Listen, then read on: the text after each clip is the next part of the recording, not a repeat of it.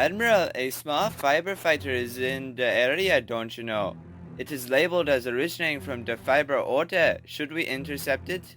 No reason to kill the poor thing. It's already a fiberman, don't you know? Beam it aboard and prepare an interrogation. I want to see if any value can be extracted from it. Of course, Admiral. Preparing tractor beam. The ship will be in flight by 5 and 2 standard units a time. Dispatching security detail, don't you know? Captain Lactu, I leave you with the bridge.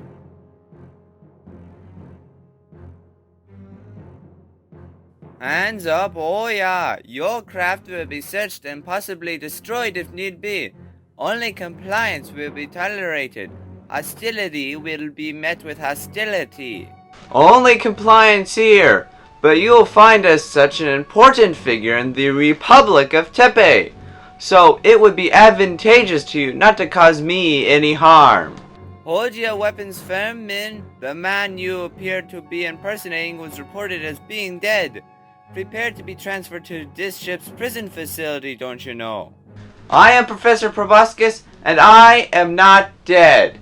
If you continue this, though, you may cause a diplomatic crisis. Hostility will be met with hostility. Prepare to fire. Weapons on stun. This is a Code 3 danger level. All weapons cease. My men, I do not blame you if you do not know the professor well enough to gauge if this is an imposter. But I must say, this is quite preemptive. Our greatest apologies, Admiral. The prisoner is yours to do what you please with. There is a shocking lack of reason for you to apologize to me. Now please see yourselves out. I must deal with the professor here. Admiral Yogurton, I think it would be in your best interest if you cut the small talk and send me back to Tepe Prime immediately. All in good time. What the Fiberman did was quite rash. Do you possibly know why such a complacent people would go into such a tussle? Something about reliving the old days, I suppose.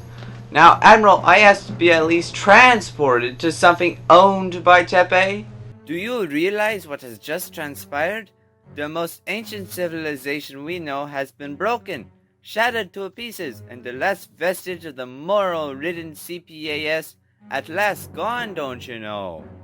I rather consider the implications on Tepe property. Can you please show me the way to a communicator? I, unlike you, wish to have a legacy, to fight to my last breath. I want generations to remember I, Admiral Yogurton. Do you not want a similar legacy? That is a problem with the lactate. Individual glory chasing does little to improve society, but when united together in one's own country's glory, much can be achieved. Take Tepe, for example. We digress. The sage is set for the future. What will you do to ensure that Tepe is at its center? Our country could be great use to each other, don't you know? Is that so? Then why did your ever-knowledgeable commission refuse to share any information about the Alpha Beam if we are to have an alliance? Lactate must protect itself, even from its allies. Professor, have you not seen when Tepe was in need of time, the Lactate stepped forward to assist? Only when there was something to gain, and even then the Lactate shared little of the stakes. Are you refuting the milk that Lactate soldiers shedded in your galactic wars? We could not let Tepe fall. We could have let the Fiber Order take over everything. In lieu of starting a rift between our two empires, I request for the last time that transport be set up to return me to Tepe. The fat slug that serves as your only housing for your most secret of weapons is not too far from here. A court-class ship will take you to this Goliath of yours. Yet another war comes to an end, and Tepe reaps great benefits. The Treaty of Detroit 7 is a true masterpiece of Tepe diplomacy. Yes, indeed it is.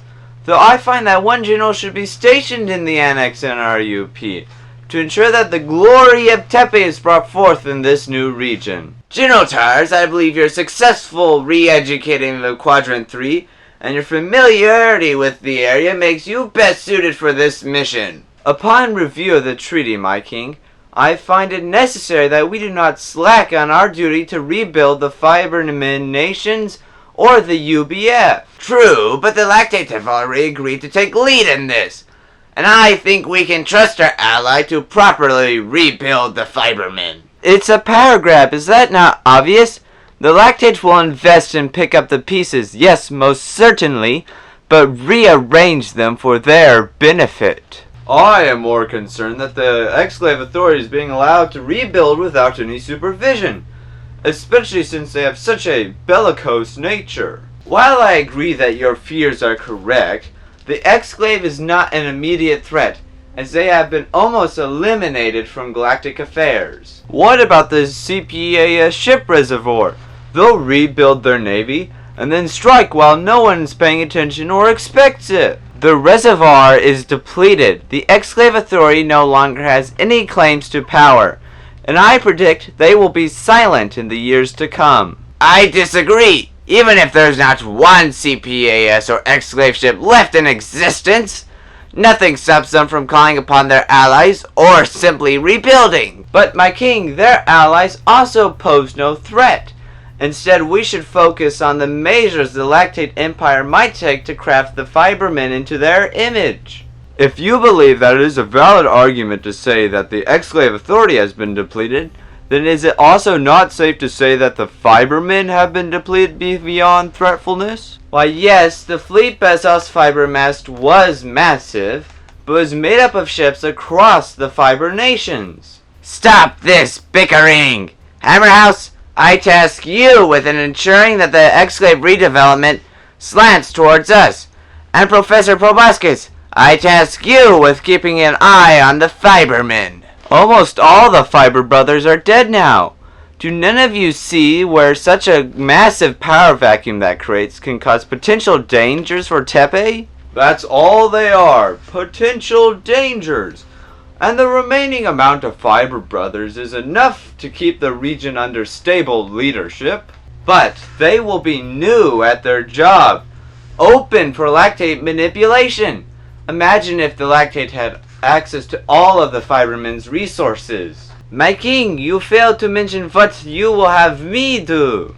General Voss, you will stay here and work to adapt the Omni Beam into all future Tepe ships, and to devise a program to teach current Tepe cadets on how to operate such a magnificent weapon.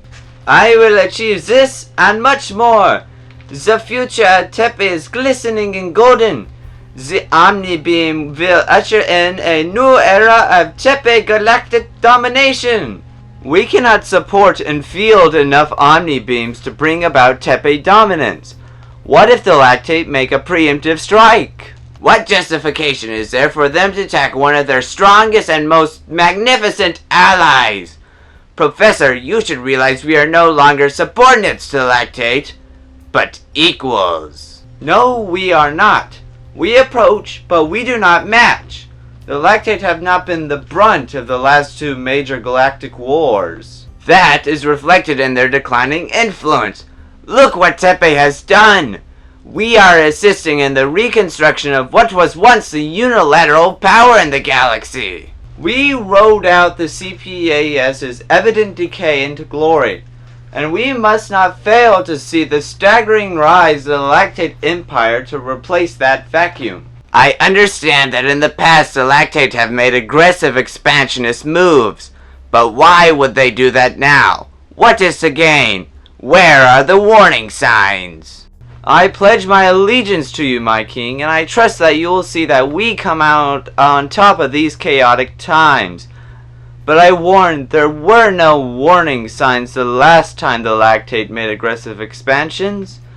May we all guide Tepe to a future that is both glorious and sustainable.